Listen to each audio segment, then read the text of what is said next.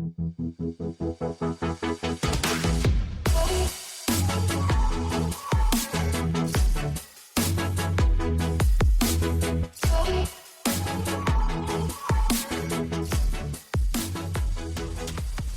when I was looking up the cast list for this game, I looked up Dying Light cast, and the first thing that popped up was a movie called Dying of the Light, which is a 4.5 out of 10 IMDb rating, 11% on Rotten Tomatoes, 11%. Oh, It's a Nick Cage film, and what was it called again? Dying of the Light. Dying of the Light, and it was a 2014 Nick Cage film. Forced into retirement, a terminally ill forced into retirement and terminally ill, a CIA agent, Nicolas Cage, gets word that a longtime nemesis has resurfaced. Okay. That's what Google gives me as like a synopsis, like at the beginning of the Wikipedia article about it, which... Yeah. What's up, guys? I am Justin. And I'm Jordan. And welcome to another video game podcast. A podcast where different gamers talk about different games. You may notice my voice sounds a little bit different today. I got a new microphone. I got the fancy Shure microphone, like the Joe Rogan, Mark Maron stuff. Frenchy Panch. I got fancy stuff. Yeah, I'm jealous. I'll get one soon. Soon. Hopefully it'll sound good in post. So I'm excited to mess with it when I edit this episode. It does sound silky smooth. It sounds like your voice sounds like a stream flowing through the forest, but instead of water, it's like warm honey. Wow, that's very complimentary of you. With like hints of tobacco in there. Okay. Yeah. Little pot. So today we're going to be talking about Dying Light, which we're pretty excited about, especially with the new game coming out. It's been so long. It's been long. It's been super hyped too. Like, we've been waiting for this game, and we're seeing more and more of it come out. At first, people were scared that it was going to be like one of those dead development things where you see a trailer and then it just goes away forever. But no, it looks like it's finally going to be coming out soon, which people are really stoked about. Can't wait. The first one was just so much fun. It was so addicting. Yeah, it was so absolutely addicting. Like, and screw the story, just like the free roam was great, and the open world aspect was so unique. Oh yeah, and this should go without saying. I'm gonna try this voice changer in here, and if it doesn't work, then I'll cut it out. But the following podcast contains spoilers for Dying Light. I just wanted to try it in a podcast episode once. That's awesome.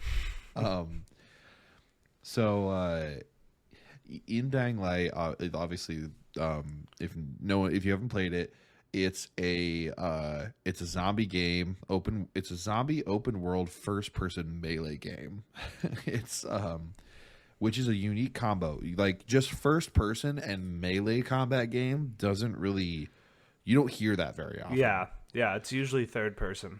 That's a good point. I've never thought about that before, but you're right. If it's a melee game, it's usually third person.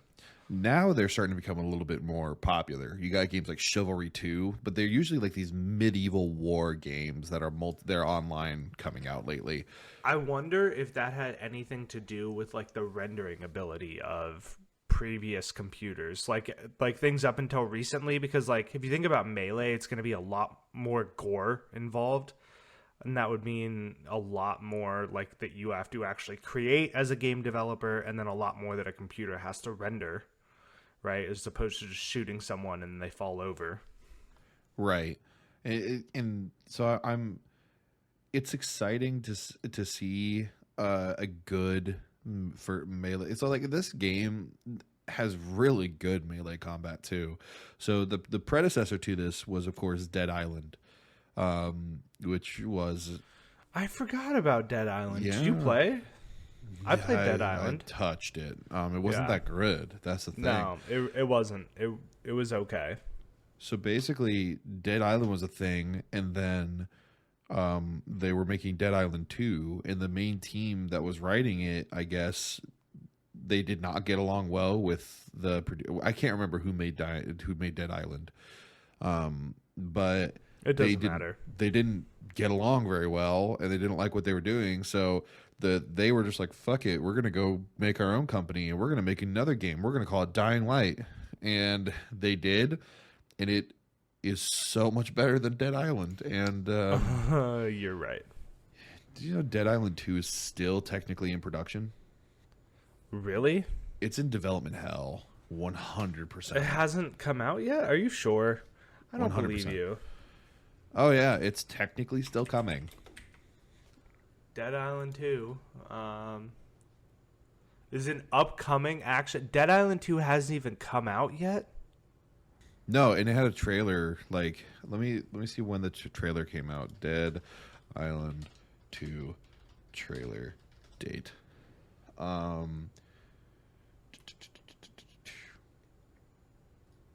Yeah, it had a trailer 4 years ago, and it went through absolute development hell. It's still in development hell. They've had like 4 different teams, I think, work on it now. Yeah, I'm just reading about the development. I'm already getting confused and lost. Yeah, that's really confusing. Wow. And we're not going to talk about. We're not here to talk about that. If you guys want to hear about Dead Island 2, just look it up on YouTube of like where it is. You'll find a bunch of people that know way more about it that can tell you about it. But Dying Light, one thing that really set it apart from other Melee games, and especially like Dead Island, was also the parkour, which the parkour free running mantling system in that game was incredible. it was awesome. It was so in depth. You basically got a more refined combat of Dead Island mixed with Mirror's Edge, and that's Dying Light, and it's beautiful. What I really appreciated about the free running system that they did, the parkour system, was that they could have just like done the parkour system that you get at the base of the game, and that would have been fine. And I think that still would have been great. But then they took it a step further and added like the whole skill tree to parkour and like agility so that you could upgrade it and make it even better. When you got to be able to like vault over zombies and like do drop kicks and when stuff you like got that. the grappling hook, the whole game yeah. changes. You basically You become become Spider-Man. Spider-Man. Yeah, it's incredible. Did you play on controller or Controller. Controller? Yeah, So, even Did when you I notice? Can we talk about how ingenious it was to make the jump button the right bumper? Yes. Yeah. That's so. When I first started it, I'm not gonna lie, I'm glad they had that tutorial section because I was like, "What the fuck? Why am I jumping with the right bumper?" And it took me a minute to realize, "Oh, this is genius." It's so you don't have to take the thumb off the analog stick. Exactly. Like Yeah. it is ingenious because since it's first person, you have to adjust a lot quicker. And they want you to be able to react very quickly to different jumps and stuff. It's so because first person and platforming does not usually go well at all. Yeah. But they worked really hard to make an incredibly responsive and brilliant movement system. Yeah, absolutely. Well, I think that's why, like, playing, man, I feel like this is gonna feel kind of sellout-ish and like rich boy, but like playing with a scuff controller, when you have the back paddles, when you can customize a controller to the size of your hands, the type of grip that you want, and put back paddles on it, like it changes anything that you're playing, and it makes it 1,000 times better. Oh yeah. Well, because like that was one of my biggest complaints about controllers is that I have really long fingers, specifically, and so holding a small like the What them PS3 fingers and the do. PS4, oh, you know what they do. With the finger dudo. But holding like small PS3 and PS4 controllers sucks. Xbox controllers, I noticed size-wise are a lot better, but I don't like the analog stick placements. I want my analog sticks side by side. And so being able to build that with a SCUF controller, once I got one, I instantly became, I would say, 15 to 20% better at any game that I was playing. Yeah, and so we talk about a lot about this, the melee combat's so good. Mm-hmm. I really liked the archery too. Oh yeah, I forgot about that. The bow and arrow. So like I had a DLC which gave you the ranger bow, which is just a bow with sights on it. It was super good, and I love the archery of that. I felt like Legolas when I was like sprinting through and just shooting like hip fire almost. Could you do elemental arrows in that game? Yeah, you could do like your fire arrows, you could do shock arrows, and you could do explosive arrows. Somebody on that dev team loves Zelda. Oh yeah, yeah, absolutely. So it's weird because like that's the first person game that I ever played that I when I was given the options of, because when I first got a gun in that game, I was like, oh dope, this is gonna, like, now I have a gun, the whole game is different, it's first person. And then I started using it, I was like, oh no, melee is way better in this game. Guns like, are using terrible. Guns suck. Like, it was really effective when you found a good one, but like ammo was scarce. Pump action shotgun, it was hard to beat. Yeah, but ammo was scarce, and then also, like, I feel like the game levels up so quickly that all the guns you find end up becoming garbage eventually. So this is one of the things that I thought was really cool. So like, you can new game plus as many times as you wanted. Like, so once you beat the game, you could new game plus, and you could keep all your same abilities. And but all the zombies got harder, and then and you could do that as many times as you wanted, but it didn't scale with you if you joined someone else's game, because this game was also multiplayer. This game you could help other people. That and so like I've played with other people after I've beaten the game like 3 times, and I'm really beefy, and I've like crafted amazing weapons, and I can just bring all my weapons that I've crafted that and are you like, can just drop them, and the other player can pick them up. Since your skill with level gets higher and higher and higher, your damage can get higher and higher and higher. So like when you start the game, you get like a lead pipe that gives you like a 43 points of damage. Well, I could just pop in your game and be like, hey, I made you this fire sword that also does poison damage, and it can do 3,000 damage. And then you become a god for the entire run. You're like, this is the best. Like, I give you the best weapon you could possibly have that run. Yeah. And it made it so broken. That was great, also, though. You could give people like grapple hooks and shit. You could give people grapple hooks? Yeah, I gave some. I don't know if they could use it, but I know I gave someone a grapple hook. That's weird. Okay. So another really cool, unique part about the game was the day and night system. So in that this was game, awesome. In this game, like, there are normal daytime zombies, which there are 2 types, one of which still scares me. And that's, I'm talking about the 2 most common types, I should say. There are multiple types. Like, you got your Left 4 Dead knockoff zombies that are like your big tanks, and then they're like they can wield like a 2-handed weapon. And then you got your like spitters that will shoot goo at you. But there was the regular lumbering zombies, which when I first started the shamblers. game, when I first started the game, I looked at a horde of those. And I was like, oh my god, I'm never going near those. And then like late game, I'm like, out of my way, and I just like plow through everyone because I'm like, you guys are not even a threat. Oh, dude, that's one of the things I loved so much about the game, was that like, as you progressed through it, at the very beginning, zombies felt really overpowered, and by the end of it, like, you were just ruining them. Well, you just felt like they were way more of a threat than they actually were. Yeah. And then there were the sprinters, which in the lore were the people that just recently turned, and so rigor mortis hadn't sent in as much.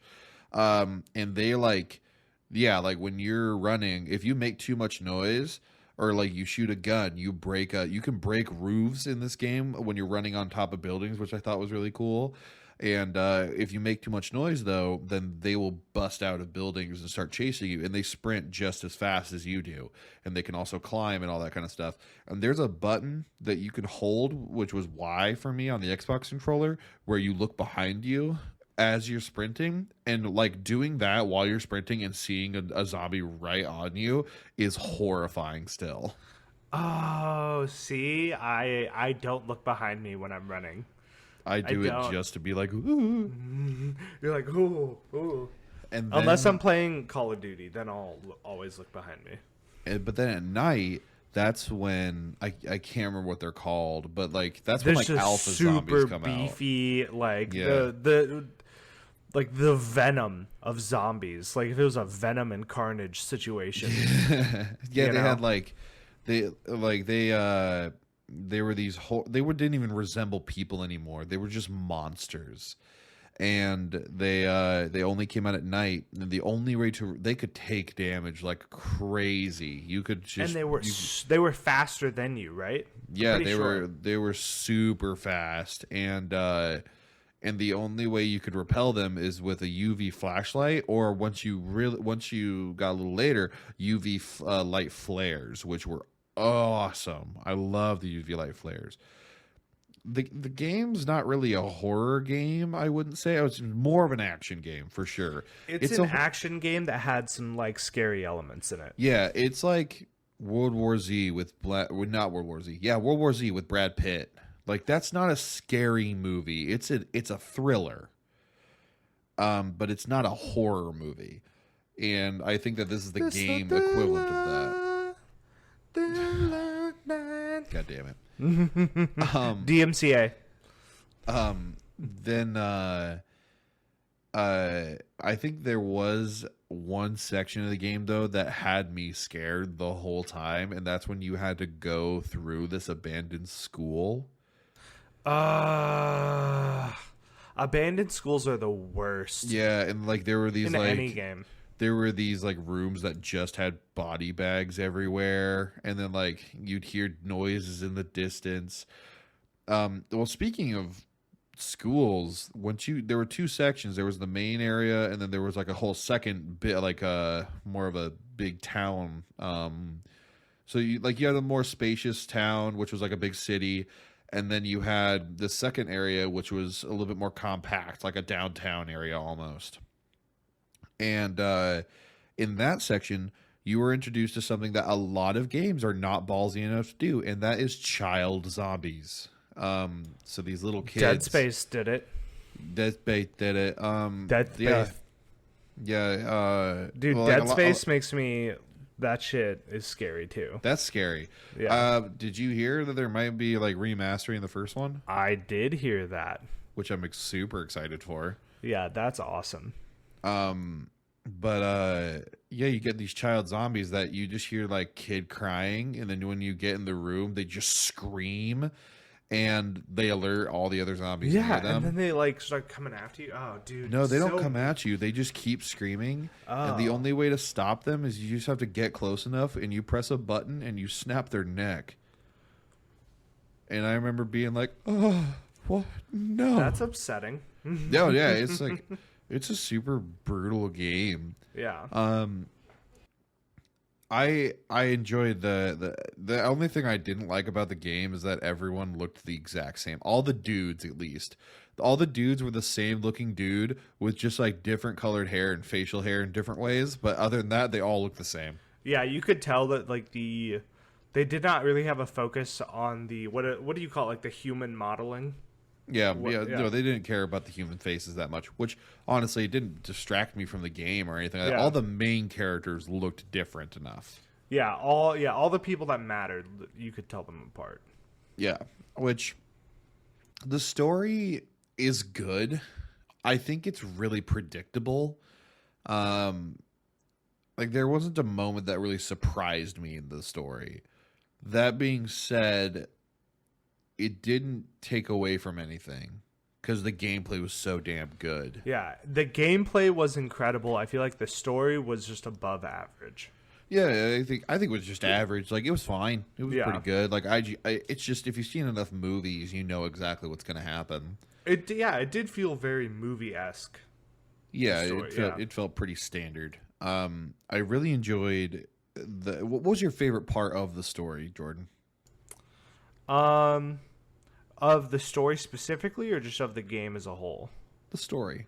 Of the story, what I found incredibly memorable was like, so Rise is the Rise, Rise, Rice, something Rice. like that. The main villain in the game, he's like the leader of this opposing gang in this closed off city that you're in that is infested full of zombies. But he's the leader of it, and at one point during the game he captures you and then puts you into like this gladiator style arena. This is my favorite part too. Yeah, and you have no weapons, you have none of your like skills that like a lot of the skills that you had are gone. Yeah. You have to like pick up take pipes away your, off the ground and They don't take away your fight. skills, but they do take away all of your gear. Yeah, and all your crafting stuff is pretty much gone. And then you fight through waves of zombies, but then they throw at you like this giant juggernaut size, like Marvel's juggernaut sized monstrosity. And then you kill that thing, and you're like, okay, I killed it. And then they're like, here's another one. You're like, God damn it. Yeah, and then is that the part where you cut off his hand? I think don't you cut off his hand like right after that? Yeah, so you like climb up to where he is while people are shooting at you. You guys like he get into comes a down fight. to you, Oh, yeah, and he he's comes about down. to kill you, and then you do some like slow motion, like super, like Captain America style, like maneuvering, or Winter Soldier style, like knife maneuvering, and then you slice his arm off. Yeah, you slice his like his hand off or his arm off. Or, yeah, his arm or whatever. And then like all of his goons start shooting at you while you're like just running through this like parkour-esque course that the game devs created for you to escape from his compound. Oh, that part was awesome. Oh yeah, it was really good. Another really cool moment. There's the main character. The main character is working with this group of people. You know, these people just trying to survive, and you become something what's called a runner. So basically, you are someone that you are athletic enough that you go and you get supplies and you do missions for people. And there's one part where this kid, he's literally a kid, and he's the one that helps you through this tutorial, named Rahim, and he's really wanting you get up confiscating some explosives from the bad guys, and he's like, oh, there's a zombie hive that has controlled this whole building. We can use the explosives to level the building, to blow the building. And you're like, okay, that sounds awesome. You're too young to do that, so you're gonna give those explosives to me, and you're gonna sit this one out. And then you have to do another mission in the meantime. You come back, and of course, he's taken the explosives, and he's already trying to set it up. He's like, yeah, my friend already. He's like on the radio, and he's like, my friend already got eaten. I'm trapped in a car of a train. And you have to go find him. You open the car. He just hands you the explosive. He's like, I already armored it. I thought I was going to die here. I wanted to take him out with me. You got to go. You go and you sprint and you get to the building. You place the charges. The building blows up. You go back to the car and you're like, Raheem, I did it. And you open the door and you see that he's turned into a zombie. And it's this really heartbreaking scene where he lunges at you and you have to snap his neck. And he's this kid, you know? And it's I think it's important to bring up. No, actually, we'll talk about this after. Finish your thing. I mean, yeah, you snapped the neck of this kid. You snapped the neck of this kid, and it's like the guy who taught you how to play the game too. So yeah, he showed you the ropes. He was just a hot-headed kid who he didn't listen. I know, he didn't listen. And then his sister, who's like your love interest in this, who's also Jade. another main character, Jade. She gets all mad at you for not being able to protect him, and that becomes a whole thing. It's all your fault. It's very stereotype movie stuff. Yeah. I think my favorite part of the game as a whole, though, was going after supply drops of what's it called? Antigen? I think it's called antigen. Antizin. So essentially, how this particular zombie game works is like you get bit, but you don't turn right away. Like you have like it's like a day or something like that before you turn. And So like you actually get bit when you get to this. yeah, you start the game by getting bit. Yeah. And the whole time you need to go after this drug called antizin, and that's a very not Dying Light. What's the zombie game where there's like you're in a mall? And you Yeah, have to no, find that's a drug. I know what you're talking about. I was just Yeah. thinking about it because it's the same thing. Yeah, it's the same thing. So essentially, you have to go after these supply drops, and they're timed. And by the time you would get there, you'd usually find the opposing gang there that you would have to fight, and then like get all the supplies, and then run them back to the safe house so that you could collect them and get the antizin. Dead Rising. Dead Rising. Oh, Dead Rising was great. Or Bread Rising if you play the yeast version. But yeah, I think going after supply drops was really fun in that game. It was really fun. It was cool to like be in the middle of doing something. You just hear a plane go overhead and you see the smoke and you're like, "Ooh, supply drop, gotta go." On the way there, who would have thunk? You know, I'll just take this little detour, go pick up like 6K. Yeah, and well, depending on when you got to that supply drop, like if you got there right away and you booked it, you get all the reward of this supply drop, which you can go turn in for rewards. If you got there like like you took your time, then you can actually get half of it. But there's also the bad guys there who you have to kill first, and you get half the reward. And then if you wait way too long, then you get to an empty box, and there's no one there. Was there driving in this game? I don't remember. In the DLC that you didn't play. Yeah, I didn't play the DLC.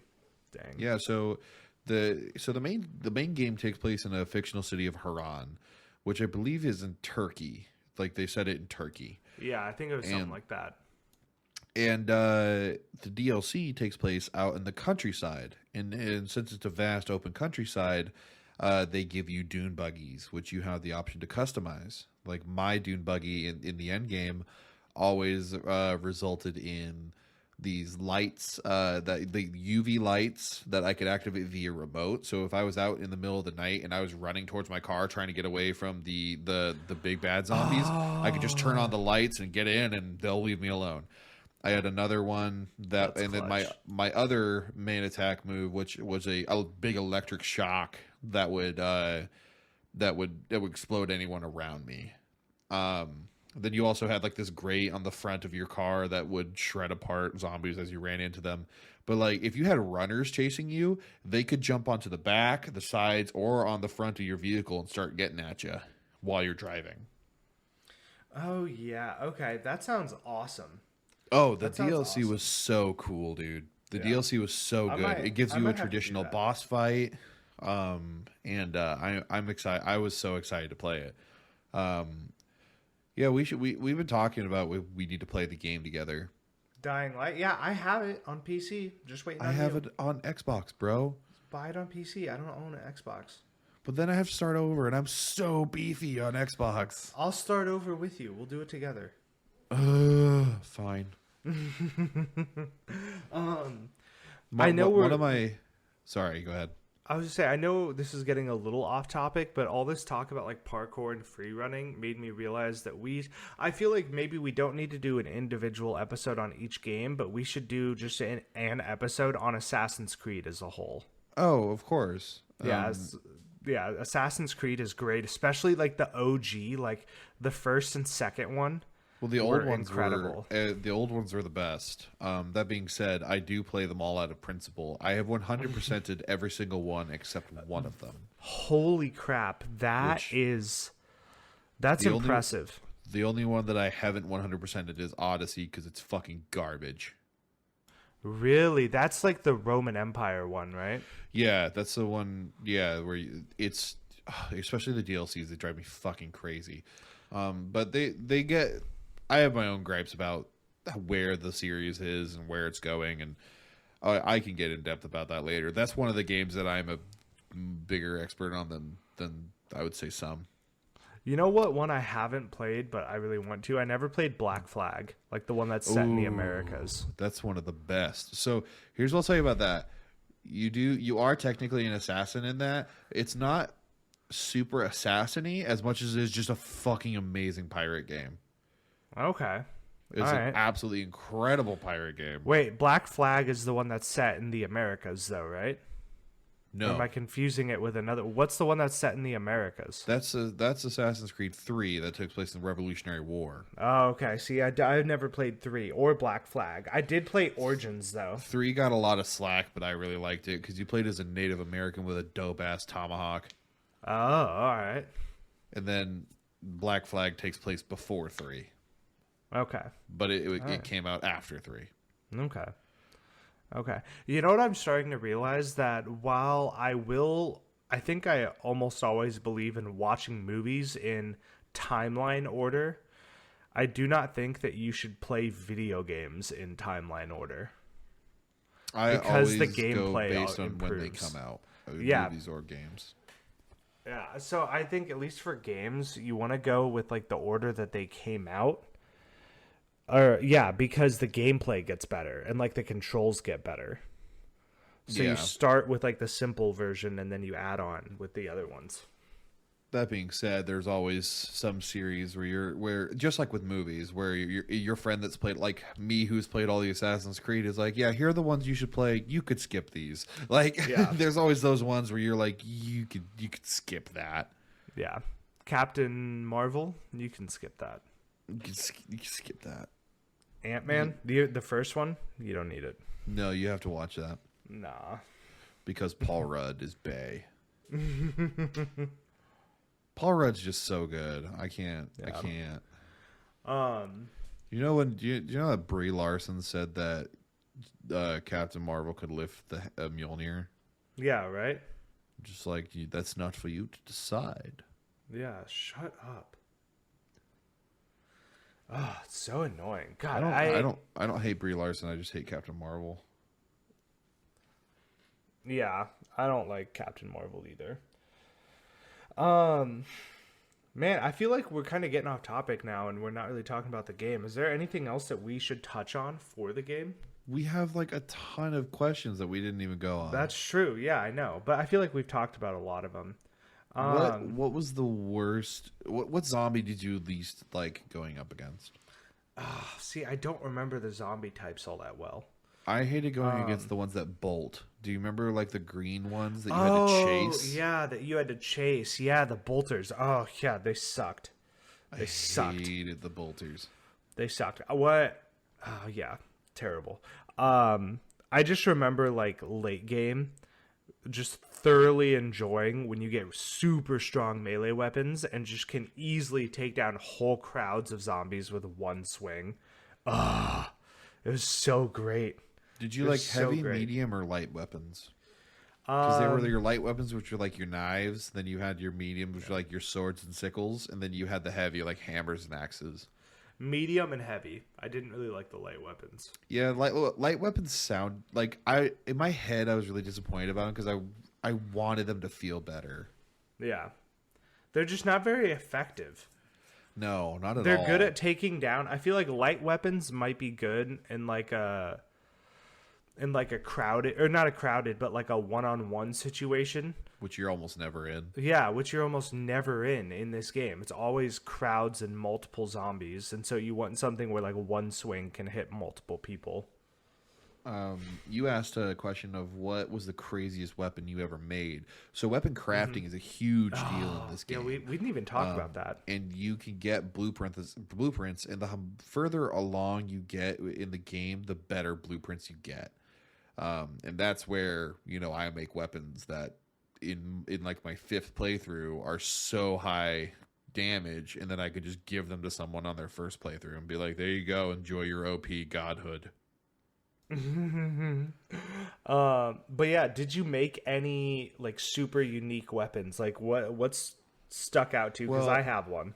I always made sure to start off with an orange tier weapon, which usually gave you the highest damage, but more importantly, let you repair it more. So you could repair it like 5 times because every depending on the tier of weapon, you could either repair it once or up to 5 times before it officially broke, and that just increased the longevity of the weapon. You then get to put mods on it that you can get from quest rewards and stuff, and you can get orange tier of those.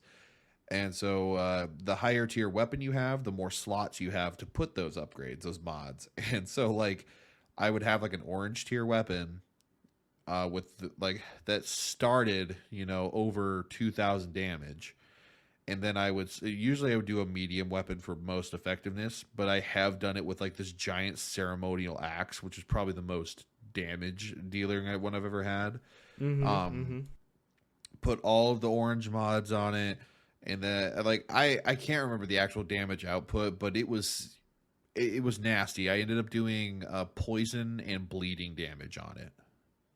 Oh my god, that sounds great. Um, so my favorite weapon that I ever made was I made Mjolnir. Oh, In just like an electric hammer. Yeah, but I like dialed it up to 11. Like I found an orange hammer and then equipped. I think because you could have two of the same mods, right, and just like double Yeah, boost something. yeah. Well, no. It depended on what kind of blueprint you had. Like my blueprint was for. I had two that were really strong. One of them did fire and electric damage, and another one did poison and bleeding damage. But you could find other mods that did just like, for example, if mine did, I don't know what the actual numbers were, but let's say it was my mod did 50% bleeding and 50% poison. You could get one that's just 100% bleeding. That just like doubles down on the one ability, which you probably did for your electric one. Yeah, yeah, and it was great, dude. I was one hitting full crowds of zombies. Like it created Yeah. a chain reaction. Oh, it friend of was so mine much fun. a friend of mine used a duplication glitch. So once you max out all of your skills, you get to go into this like legendary mode where once you get enough XP, you get to just put a point that puts a little bit extra damage into into a category you like. Like you can get a little bit more bow damage. You can get a little bit more sword damage. Well, my friend used a duplication glitch to duplicate care packages, get like hundreds of them all at once, and then turned them all in. So he just maxed out his character to the max, and he put all his points into the fist fighting damage. So when he joined my game, which I was already on my fifth playthrough, they were beefy zombies. He could Yeah. one punch all of them, like even the big Oh guys, my even the big God. armor dude, just punch and then they're down. It it was dumb. It was This is One Punch Man. stupid. Yeah, he was One Punch Man, and it was so bad. It was so broken. Oh man, that sounds great. It was incredible. It was a sight to behold. I'm so excited for the second one, man. We have to play it together, like religiously. Yeah. If I want to, if it offers the same multiplayer, I want to play it with you, and we can't go ahead of each other or anything like Yeah. that. I We want gotta to play play it it with you in together. the same. And this one's going to be interesting. If they keep their promises, this is supposed to be like a your choices matter type thing. So like, Which you would could- explain why it's taking so long to make. yeah. So like, the example that they gave is that you could give, you can give control of an area to this very uniform and very governmental type of group, or you could give this more radical and more violent type of group. But if you give it to the more governmental group, then all of a sudden they start ruling with an iron fist, and like there are laws that if you break you're hanged and stuff like that, and it becomes a little bit more oppressive. And so like these unforeseen consequences that you have to all of the big choices that you make, hopefully it ends up being true. We've heard multiple times for different games like, oh, your choices matter, when they fucking don't. Yeah, So they don't. Where that's like just some dickhead in marketing He's like, Right. oh, we gave him a few options over like 3 things. Yeah, Your choices matter. there are a lot of false choices in games. Like I remember one of the biggest proponents, like Fallout 4. In Fallout 4, you had like 4 different dialogue options, and 90% of the time they just led to the same result every time. Yeah. Which that's called a fake RPG right there. You know what I would like to see in the second one is I would like to see a little more, like a little more into like factions, where like I could go join different factions and I didn't have to be stuck with like the main one like from the game. It'll be interesting to see who you play as, Yeah. because you're Yeah, not going that'd to be play as pretty cool. Crane. Yeah. And if you want to know why, Jordan, play the DLC, because it's canon and it's fucking wild. Well, I'm assuming then that he either died or got out. Neither. Oh. Yeah. Ho, ho, ho, ho. We'll see. I can give you spoilers after we done recording if you want. Okay. Okay. No, I'm excited for the second one. It's gonna be a ride. I want to replay through the first one again. I want more weapon variety. They already had a pretty good variety in the first one. And we haven't even talked about this. The graphics still look amazing too. Yeah, they still look good. I wououldn't call them top tier or anything, but they aged well. They did it in an art style that aged well. Nothing is like over stylized, but it's stylized enough that it can be its own thing. It's like one of the most stylized games I've ever seen is like Borderlands, which Borderlands is modeled in such a way that no matter how old it gets, it will always be looking in that. It'll always look good because of the arts. And I think that this game is kind of teetering between realistic and it's very stylized. Like it's right in between. I think eventually it will look like dog shit, but it doesn't right now. Right? Yeah. I mean, well, everything eventually will look like dog shit because we're already living in a simulation, Justin. Right. Right. Because we're already there. Duh. Dude. And so we already have graphics that look as real as our brain can comprehend. Dude, I'm an actual existentialist, and so like I have no idea. You could be right. Yeah. 100% it could be. Yeah. Although, oh man, I can't remember what the line of thinking was, but I remember listening to a podcast with Neil deGrasse Tyson on it, and he had some really good line of reasoning for why we don't live in a simulation. Which really made me reconsider that plot, but I mean, it must not have been super good because I can't remember what it was now. It was really compelling, whatever it was. So, yeah, I want there. This is gonna sound a little weird. I want there to be a mode that you can choose for like more of a survivalist type of mode. I want there to be more like crippled limbs and stuff like that have more lasting effects that you need to take care of. A little more escape from Tarkov-y. Yeah, a little bit more like survival gamey. I don't need that in my main playthrough, but I'd like a second playthrough where I can turn on hardcore mode and and I have to sleep and I have to eat and I have to make sure that like if I take damage on a limb, I need to get that limb taken care of. Like I want that for another playthrough. Yeah, I could see that. Yeah, not for your first playthrough. That would but also be later on. really fun in multiplayer.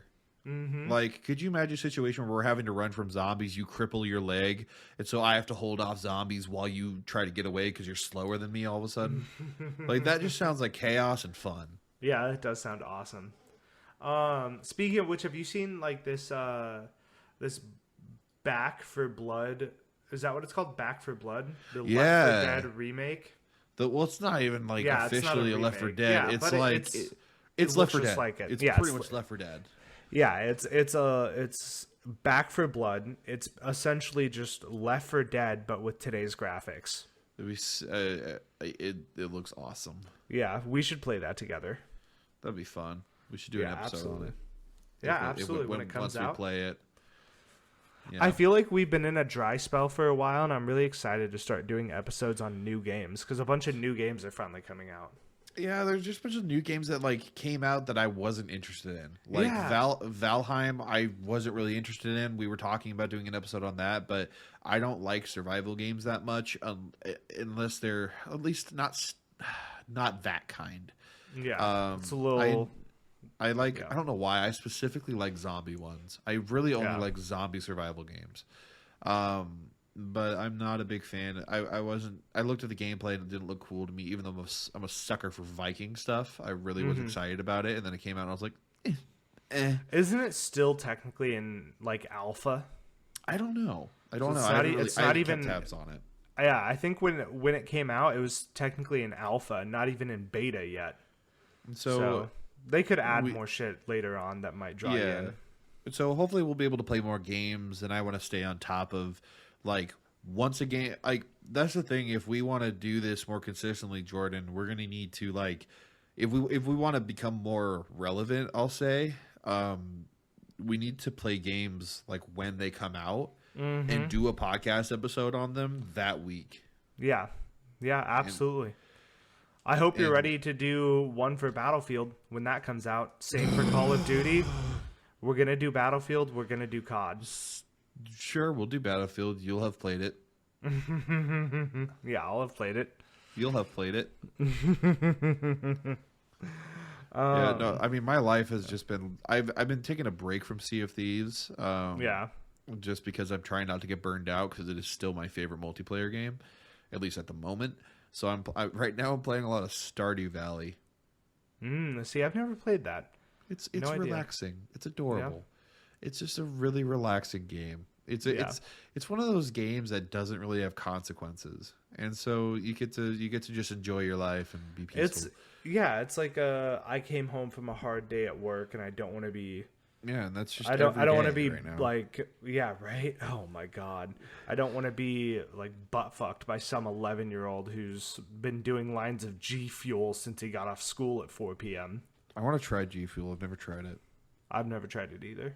We should get sponsored by G Fuel like everyone else. Yeah, like everybody else. Yeah, everybody else. Dude, the day we get a sponsor offer, we're selling out. Oh yeah, 100%. No questions asked. $50. Raid Shadow Legends. Let's go. $100. We'll split it between the two of us. $50 each. We'll support you. Yeah. But I will say, like, as soon as someone starts coming in and telling us what we can and can't talk about, no, I don't want your fucking money. You fuck off. Well, a lot of sponsorships end up being like you have to hit these few, like some people are really picky about their spot. Like one of my favorite YouTubers, he's really vulgar. Like he's so immature. He's like a guilty pleasure of mine. His name is Soup. He's a YouTuber that does a lot of GTA stuff that I really enjoy, but he talked about doing sponsorships, and he's like, I only do sponsorships if they let me do what I want. Like, of course, they give you parameters, like you have to say this, and this. Like, yeah, of course, because like they're paying you. Yeah. And so he did a Manscaped one. You know Manscaped, right? Yeah, I literally have one of their trimmers. It's me amazing. Too. It's like, amazing. So Manscaped, if you don't have one, us. if you don't have one, what the fuck are you doing with your life? Well, it's like. The podcast is sponsored by... I'm just kidding. No, but he did a Manscaped video where he's like just in the woods, like naked, and he just looks at the camera. He's like, Manscaped, and like that's pretty much fucking it. And I'm like, hell yeah, I want to do stuff like that. That's great. That's really funny. That it sounds fun. But no, we are years away from ever getting things like that. Yeah, I think if we keep doing one a week, probably. We'll talk after this. I have some news for you. You're pregnant. No. But I have some news for you. We'll talk after. Your fiance's dead. I don't know. What's Oh the news? my god. No. No, we'll talk after. Okay. But anyways, yeah, Well, we already went off the rails, so we're we've done gone off talking the about the rails game as it is. so much. But still, this was great, man. I loved Dying Light. I cannot wait for Dying Light 2, and I'm so excited to start doing this podcast about actual new games. Oh, it's gonna be great. It's gonna be fun to talk about games. As what I would like to, what I think would be cool to do is like when we do the week that it comes out, a game comes out, and then we revisit it like a month later and be like, okay, now that I've like gotten farther, here's what I thought. Well, and also now that they've done patches, because like there's a bunch of glitches always in the day one of games. I'm sure Battlefield will be a roller coaster, an emotional roller coaster for the first 24 hours. So get ready to spend money on some new games. But yeah, thanks for so much for listening, you guys. Hopefully my microphone sounded okay. If it did, let me know in the comments and let Jordan know that he needs to get one. Follow us on all of our social media at AVP Casting. The Twitch handle, by the way, changed. It was just another video game podcast, but it was like all one word. It was really cumbersome. So now it's just AVP Cast. It's way easier. Hey. And VP Cast. Yeah, so hopefully when new games come out, I want to stream new games. The problem is my graphics card can't handle it. It can handle Sea of Thieves, and even then, the resolution gets kind of spotty at times. So, like, I tried streaming, like, Cyberpunk. It didn't work. I couldn't do it, like, at all. Dang. So, hopefully I can get you a need graphics a card, stream that stuff. You need a beefy graphics card to stream stuff. I just want a 3080, man. Good luck. Yeah. Good luck. Who knows? But Jordan, do you have anything to say to anyone? No. Justin, as always, this was fun. Thank you so much for doing this with me. Me with you. I just enjoy this. This is like one of my highlights of my week. There we go. We need to make sure we do it consistently. We need to figure out times and stuff. I know. My son will be going back soon. Yeah, it'll be I'll have easier a lot once you more get time. rid of that dumb kid. I know. Ugh. All right. Bye, everyone. Bye, guys.